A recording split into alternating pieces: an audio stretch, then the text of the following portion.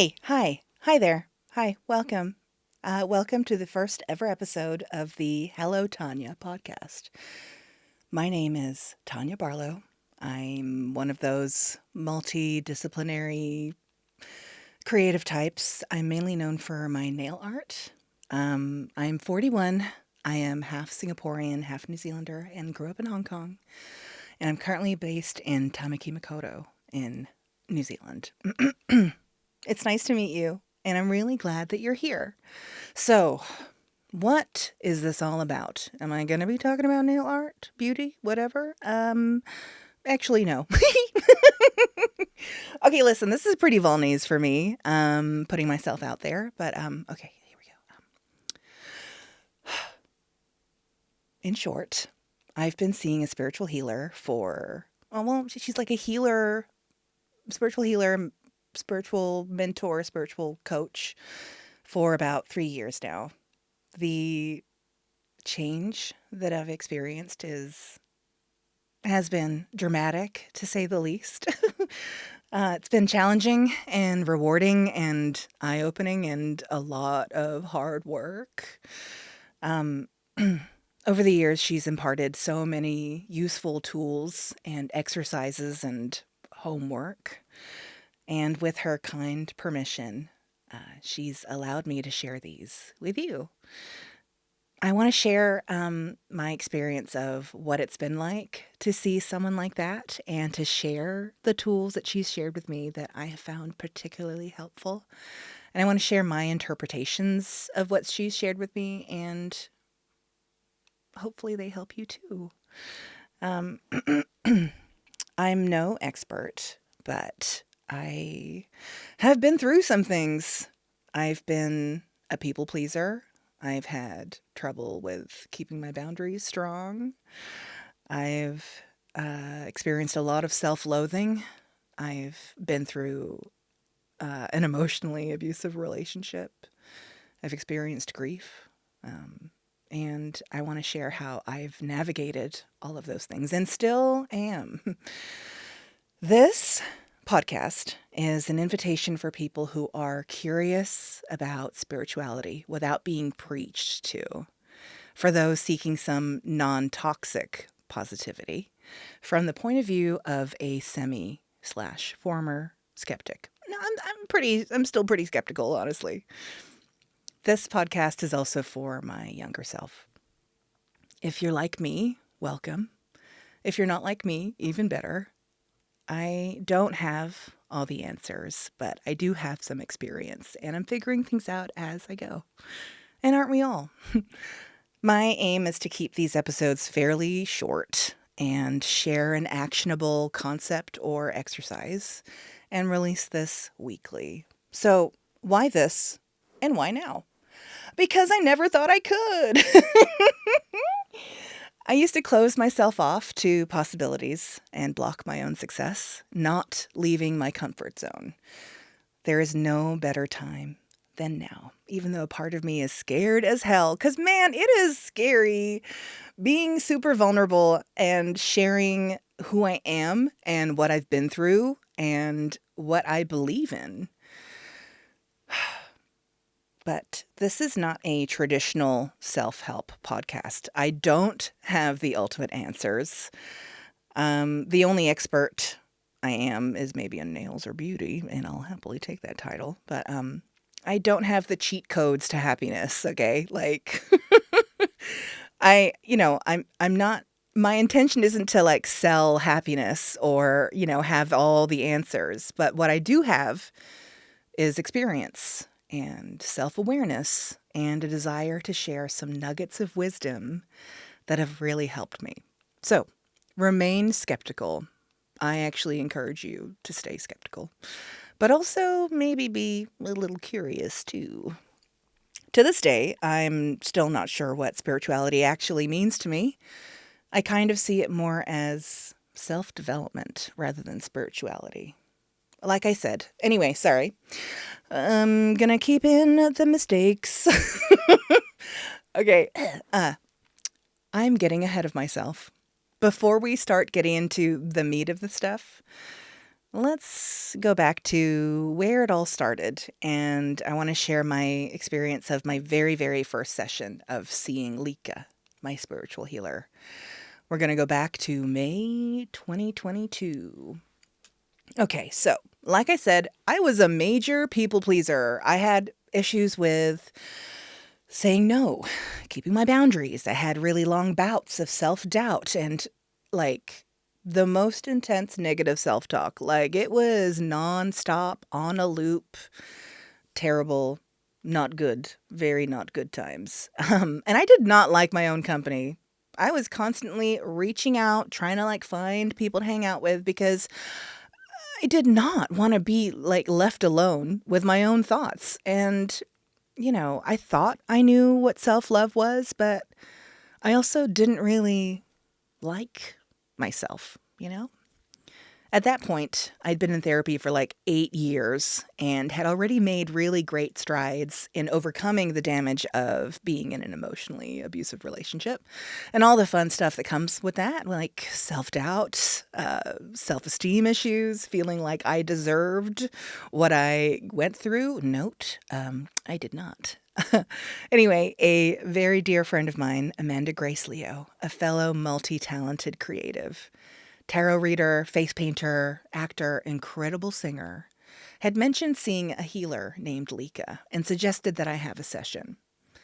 I'd kind of hit a crossroads at that point. Like, I honestly thought I was doing pretty well, but I had a feeling like something was missing. Like, I guess I felt a bit lost, and I kind of needed a little something extra that, like, therapy wasn't really doing for me. I was also deeply skeptical. Like, I did not know what it involved, what it was going to be like, what was involved. Like, I had no idea. But I texted the number that Amanda gave me, and I set up an appointment, and truly not sure what was going to happen. Now, side note, I'll set a small boundary here. While I have been given permission to share the things that I've learned through my sessions with Lika, I will not be sharing her contact details, nor is she able to take on new clients if I did. If you're looking for a spiritual healer, I cannot help you. But if you wanted to, learn about what I learned from seeing one, then I'm glad you're here. So thank you for understanding, but I will not be sharing her details. Okay, so the first session with Lika. First of all, I did not know what to expect. I'm someone who is quite sensitive to vibes and energy. I have worked as a makeup artist and nail artist for a very long time, and I've become very good at reading people. And after several years of therapy, I was pretty self-aware. So we met over Zoom. And she introduced herself as Lika. She immediately told me that she felt some spirits coming to her. I was like, okay, here we go. She knew nothing about me, mind you, and vice versa, just my name. And she told me she saw a Chinese woman, and she asks me, why am I seeing Chinese people? Are you Chinese? I laugh choked, skeptical brain being massively challenged by this straight up stranger, essentially telling me she's seeing the ghost of my grandmother. But I reply yes, and I internally realize that maybe she's the real deal. Disbelief immediately is suspended. I listen in awe as she tells me that she can see my Nana and that she's my main spirit guide and that she's been holding a umbrella of like protective light over me. My grandma and I weren't very close. There was also a language barrier, but I didn't really know what to say or how to react. But man, it felt really nice to know that I was being looked out for. She swiftly switches topics and eyeballs me and sternly asking, Tanya, why don't you love yourself? The rage? The rage and defensiveness I felt bubbling up inside me, like, how dare you ask me why I don't love myself? Like, 8 years of therapy, learning to love myself and this body, like, do you know how much I hated myself before? Like, I was so angry. I was so angry. Like, it's like, of course I love myself. How dare you even ask? Do you know how long? How long I despise?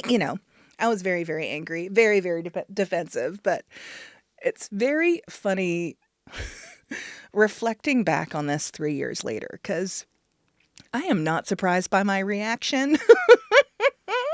It's pretty standard stuff. I think it's pretty standard to feel immediately defensive when someone clocks you. But, like Katie Heron in Mean Girls, the limit does not exist. Like, being asked why I don't love myself doesn't mean doesn't mean that it negates all the work that I'd already done on myself. Like, it was actually an invitation to love myself more fully, unconditionally. It was definitely conditional before. Like, I'll love myself if I've been good or I'd done good work. And that self-love was a reward for good behavior. Self-love isn't like a hashtag or a buzzword or like, a cool concept for content or whatever. Self-love isn't a manicure or a bath or a facial or a massage. It's challenging. It's an ongoing journey. Like, self-love is a practice. And the classic thing about practice is you got to do it every day. She continued to tell me that my heart was full of broken puzzle pieces, that my head was full of mashed potato, and that my quote-unquote roommate, the negative voice in my head, was very comfortable, like he was in a lazy boy, smoking a durry and yucking it up, and that I had a lot of work to do. And boy, howdy did I. I'll talk about the roommate and automatic negative thoughts in the next episode. She tells me that I was full of holes and attachments and I needed to be cleaned. This involved, and again, this was over Zoom. This involved holding various parts of my body while she cleared energy, wiping her hands like this. Wiping her hands like this. Was kind of like holding her hands up to the screen and then doing a little bit of wiping.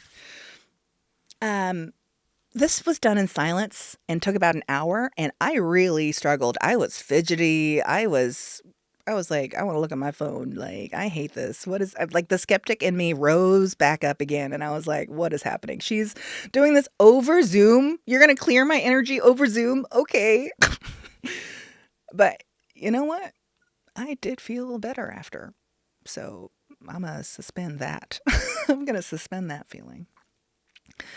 Before wrapping up the very first session, she shared 2 exercises with me that I still practice on a daily basis.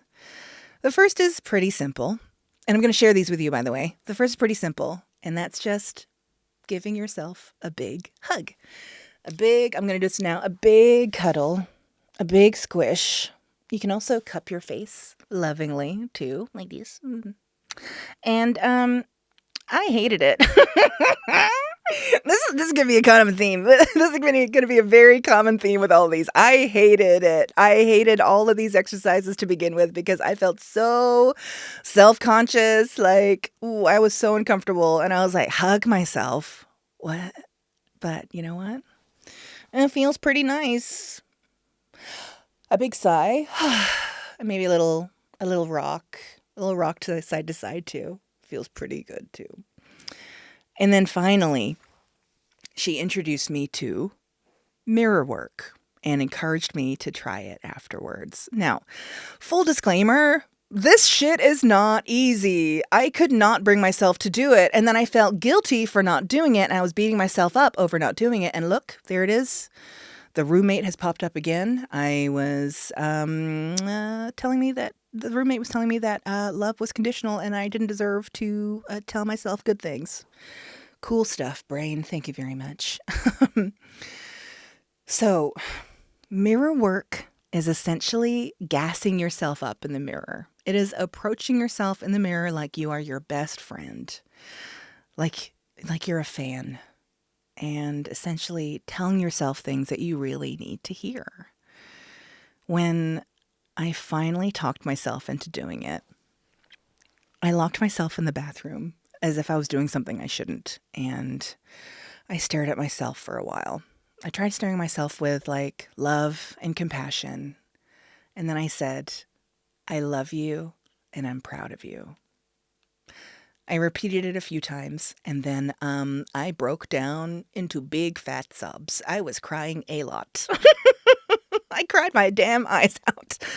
And I really needed to hear it, and from myself. And a tiny lesson in that practice was that, it's the realization that everything you need is already inside of you, that you just have to take a moment and listen to what you need to hear. Listen to your body and figure out what you need to hear and give it to yourself. But like all things that involve practice, the bulk of the work happens outside of the session. And it did get easier the more I did it, and it felt less strange and confronting. So let's call it a mirror work moment. I'm going to have a mirror work moment at the end of every episode, and I'd like to invite you to try doing a little mirror work moment with me. Okay, I'd like you to first of all give yourself a big hug. I'm doing it again. Take a moment in the mirror and look yourself in the eyes, and with love. Always with love. Listen to your gut. What is something that you have needed to hear or have been wanting others to say to you? And try saying it to yourself. And as a side note, maybe have a little think about what comes up when you do it. If you don't know what to say, you're welcome to steal mine. So you can say, here's my mirror. I love you and I'm proud of you. Okay, all right. Again, I'm not your mom. I'm not going to be mad or disappointed if you don't try this. This is simply an invitation. And if you do try it, I'm proud of you. If you don't, I'm still proud of you. So that concludes the very first episode of the Hello Tanya podcast. Thank you so much for being here, and thank you for sticking around if you have gotten this far. I love you. I love me. I'm proud of you. I'm proud of me. Look at me. We're doing this. And next week, I will be talking about the roommate and how to deal with those pesky, automated, negative thoughts. I want to also give a huge shout out to Christopher Stratton, who this podcast wouldn't simply not exist without his help. He created this entire set. He played the music. He created the video intro. Chris, I love you. Thank you. You are amazing and an inspiration. I'm so grateful to know you. Thank you so much. And I also want to give a huge shout out to Frances Carter for the amazing photos. The amazing photos that she did for this. I'm so happy and so proud, and I'm so excited to begin this journey with you. And thank you so much for being here. Thank you. And I will see you next week. Thank you. Bye. I'm going to press the outro button here. Okay, here we go. Bye.